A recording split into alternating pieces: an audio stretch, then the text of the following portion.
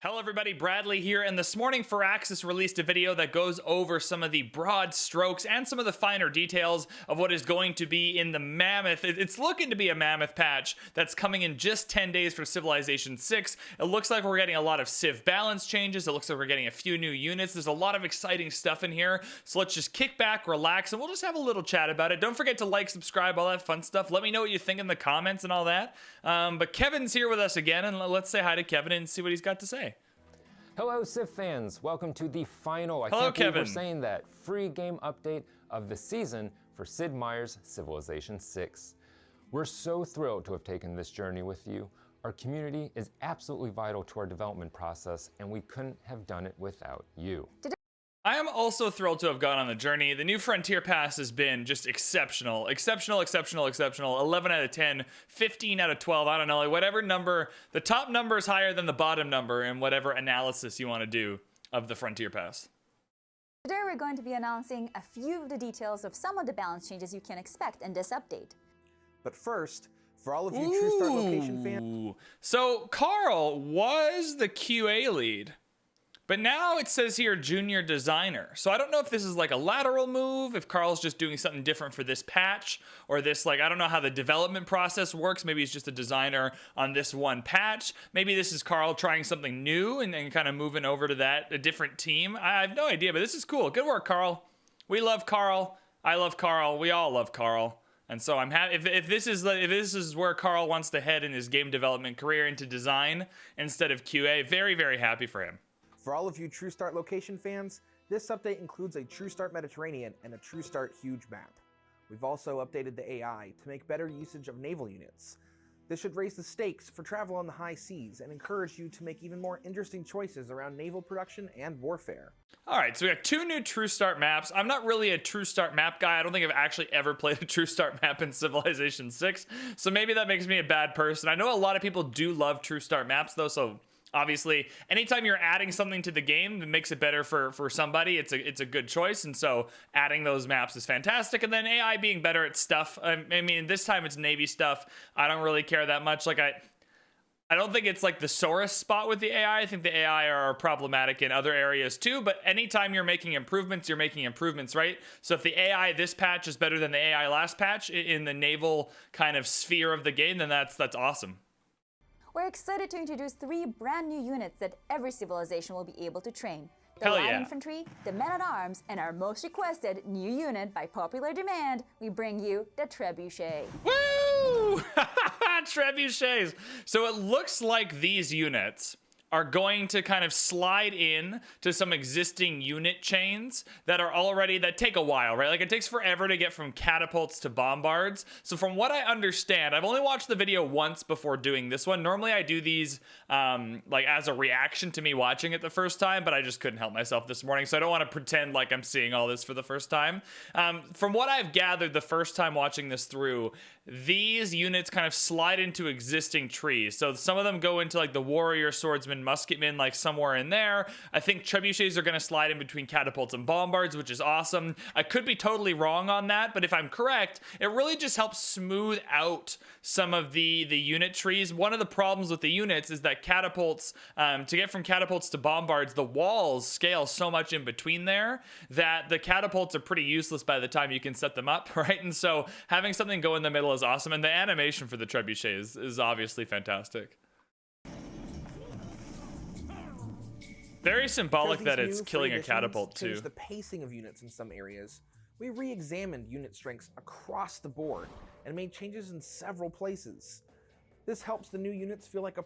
All right, so we have some new units here. I don't have combat strengths and unit strengths kind of memorized, so I don't want to do like, this isn't going to be a deep dive like numbers analysis, right? Just generally speaking, I'm a huge fan of doing kind of a balance pass on units, making some of them a little better, making some of them a little worse in terms of combat strength, adding these new units kind of into the chains to smooth out the transition from one set of units to another as the game goes on. I'm a huge fan of all of this stuff, even if I'm not exactly aware of what the numbers are. I think that this general idea going into the patch is a really good one, and I'm excited for it.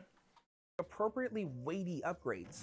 but also smoothed out some previous combat differences. That guy just got Speaking of stabbed in the differences, chest. The moment you've all been waiting for. Tweaks to previously released civilizations.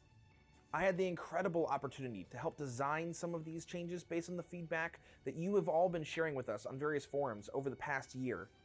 If Eleanor gets buffed, I'm uninstalling the game. And as many of you know, That's my while I line. do have the privilege to work on Civ, That's where I'm also at. a passionate fan of the game. So I am as excited as you are to Carl, see these I'm just updates. happy for you, Please man. note that You're all just these so lovely. changes are available for free, Carl's but just may apply lovely. to leaders and civilizations that are sold separately. Batteries not included, all rights reserved. Spain can now form fleets and armadas with mercantilism and received increased gold, faith, and production from trade routes. Trade routes between multiple continents further boost these returns.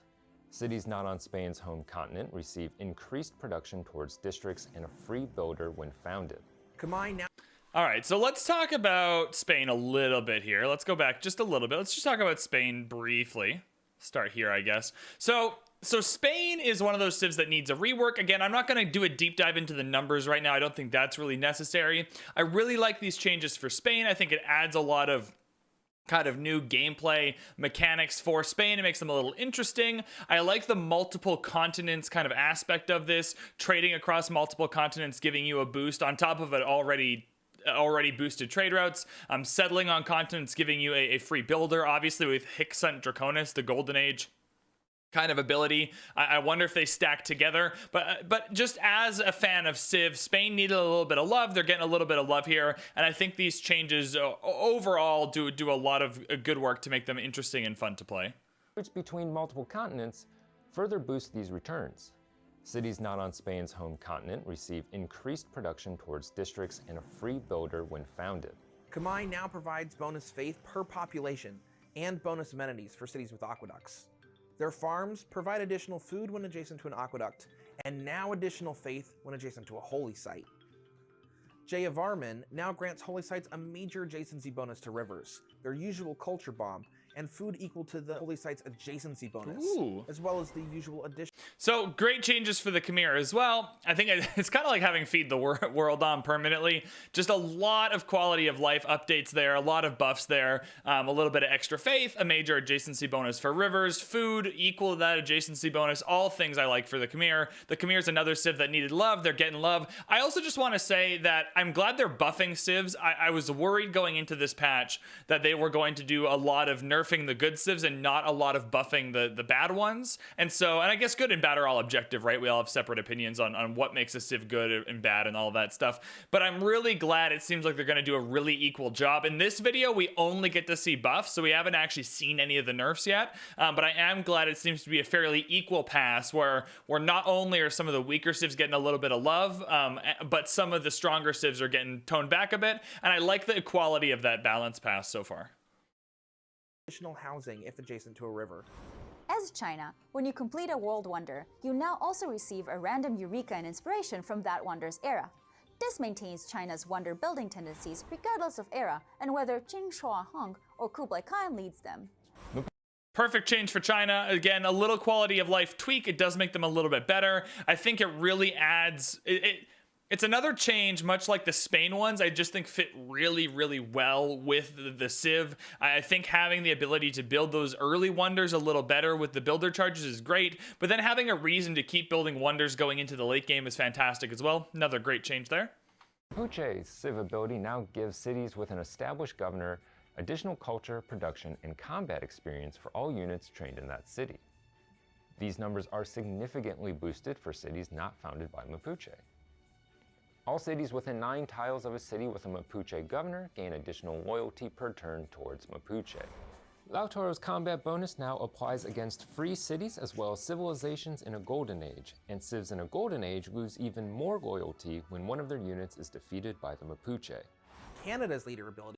All right, again, I don't really have much to analyze here. Another set of really great changes for Mapuche. I think part of their kit that was problematic was that you get the combat bonus for civs that are in a golden age, but then if you loyalty flip the cities into free cities, you stopped getting that bonus, and so it was kind of a weird, it just kind of didn't feel really good, and so I'm glad they're kind of taking a look at that. They're adding a few new mechanics in there with governors and 9 tiles and all of that stuff, and cities not found in my Mapuche, all things that I like, all little tweaks and quality of life updates to make them just a little more intuitive and better, and fantastic pass through on them. Now provides even more increased yields from mines, camps, lumber mills, and even farms on snow and tundra tiles, making those tiles better than As a Canadian, thank you for Axis. Canada being one of the worst civs in the game has always sucked a little bit, just being Canadian. So I'm really glad Canada's going to be super strong now. In the Tundra, they're going to be able to make use of a lot of those tiles and make them better than ordinary tiles, which I really like. The Mounties are now getting a little bit of combat strength boost. That's pretty much whatever. But they're going to get 2 national parks per Mountie, which is insanity because that's just so powerful. So I'm really, really happy with these Canada changes. other terrain types for them. Canada's Mounties are now cheaper to build and have additional combat strength as well as an additional cheaper to build is important too. I didn't catch that the first time. We've also made changes to many other civilizations, like the much debated Georgia. So Tamar's also getting a little bit of love. I'm excited. We'll go over all the changes like properly in the patch notes review when we do that. Obviously, the patch notes are going to read kind of like a novel, I assume. And so, again, taking another civ that can be a little bit weaker or just needs a few tweaks to be a little more intuitive, and adding those tweaks to the game, I think, is perfect. Look for the complete list in our patch notes.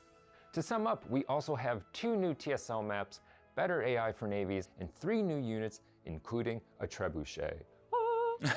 All of which have been directly inspired by your... I like how memey the trebuchet is, just in Civ and in real life and everywhere.